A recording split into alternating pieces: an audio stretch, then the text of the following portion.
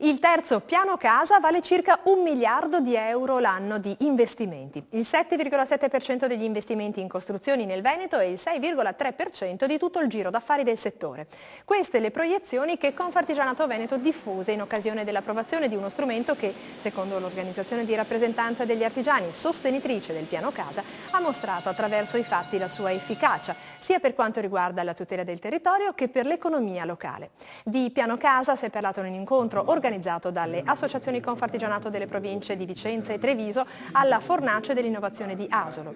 Un incontro che ha dato voce anche ai sindaci, tra i relatori l'asiaghese Andrea Gios, che contestano il provvedimento perché li priva della facoltà di valutare e decidere l'impatto del piano nei loro comuni.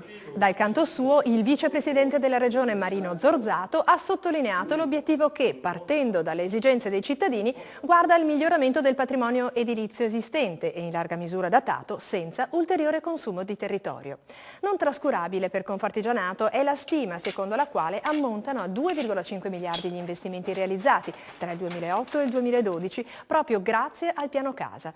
Senza questa opportunità avrebbero chiuso 7.700 imprese e si sarebbero persi 11.000 posti di lavoro in una filiera di cui l'edilizia è solo una parte e globalmente rappresenta il 46% delle nostre imprese.